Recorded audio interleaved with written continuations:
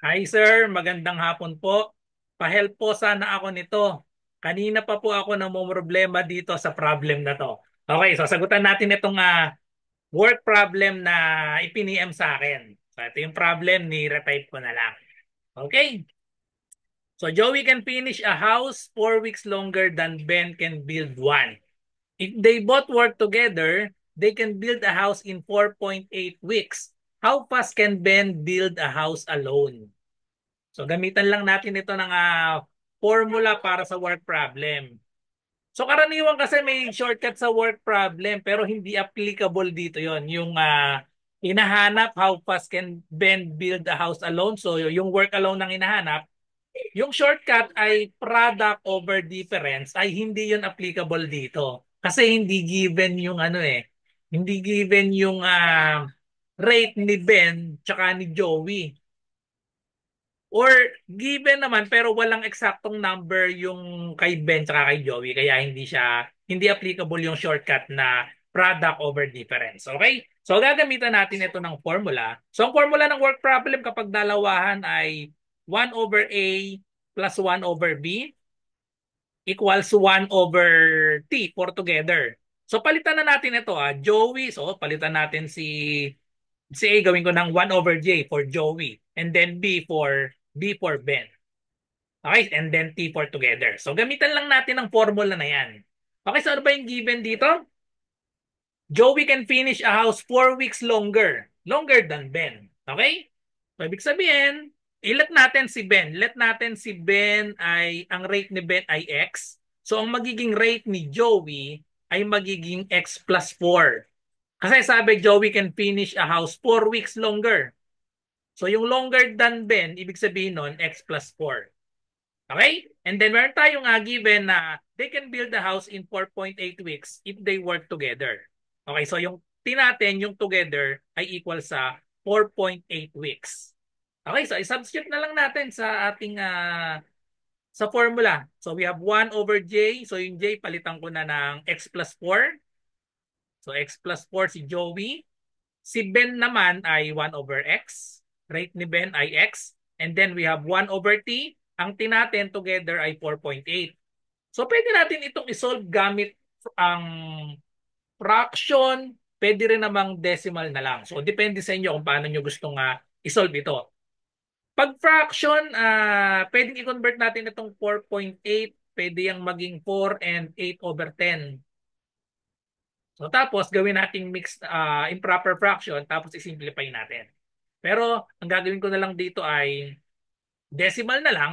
Ang gagawin natin para ma-solve yung x, tanggalin natin yung denominator. So ibig sabihin, i-multiply natin both sides of the equation by the LCD. Ang LCD ng x plus 4x tsaka 4.8, i-multiply lang natin. So multiply both sides by the LCD. So we have 4.8 times x plus 4. Okay? So, ganun din yung kabila. Multiply natin sa 4.8, sa x, tsaka sa x plus 4. And then, i-distribute natin. Okay? So, pag dinistribute natin yan dito, so we have 1, 2. Distribute dito sa una, makakancel yung x plus 4. So, matitira ay 4.8. 4.8, i-multiply sa x, i-multiply sa 1. So, 4.8x na lang siya. Plus, kapag dinistribute dito sa pangalawa, makakancel yung x. So matitira 4.8 times x plus 4 times 1. So matitira na lang doon ay 4.8 times x plus 4. Itong right side naman, makakancel lang itong 4.8. So matitira na lang, bali wala na itong 1. So matitira ditong x times x plus 4.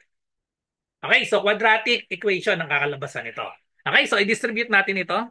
So we have just copy 4.8x plus distribute the positive 4.8. So we have another 4.8x and then 4.8 times 4. 4.8 times 4. So that is equal to 19.2. Okay? Equals x times x. So that is x squared. And then x times 4, we have 4x. So ito na ay quadratic equation na kasi meron tayong x squared. So ang gagawin natin, lahat ilipat natin sa right side. So i-ano muna natin to, i-combine muna natin to. So we have 4.8 plus 4.8, that is 9.6x plus 19.2 equals x squared plus 4x. So ilipat natin sa kabilang side lahat. So gawin natin itong 0. So we have x squared plus 4x. Itong 19.6, 9.6, so pag nilipat, magiging siyang negative 9.6x. Ganun din yung positive 9.2, ilipat sa kabilang side, magiging minus 19.2. Tapos i-combine natin ito.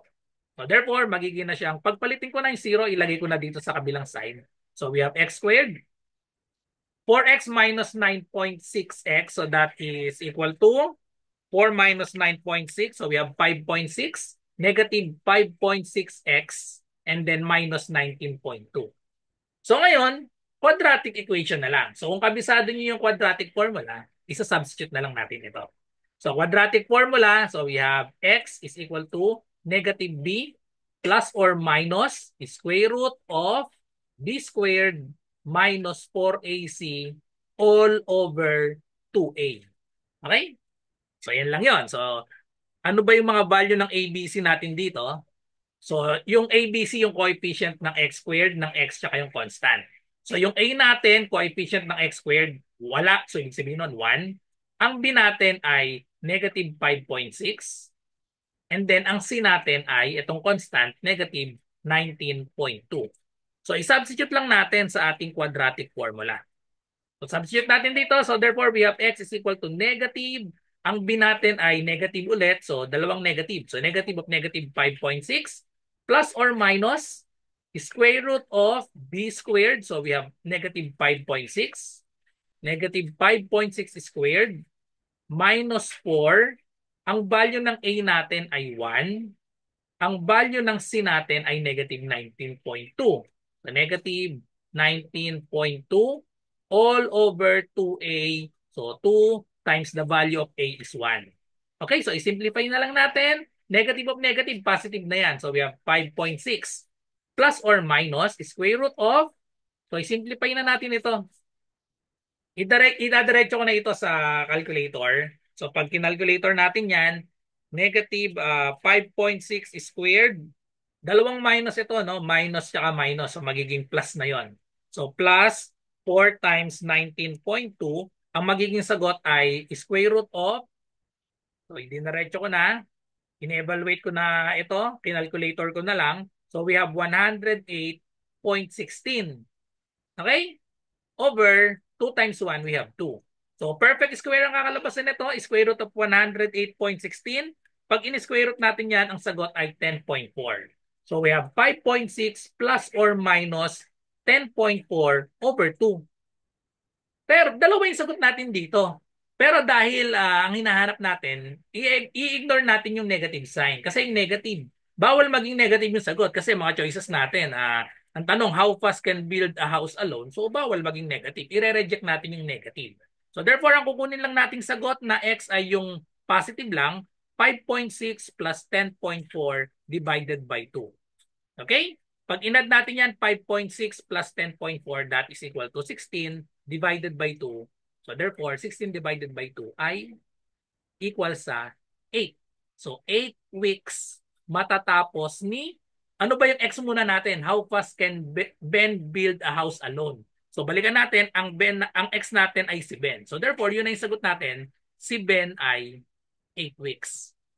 So kayang tapusin ni Ben ng 8 weeks alone yung house. While si Joey naman, gawin natin x plus 4. So 8 plus 4, 12 weeks naman.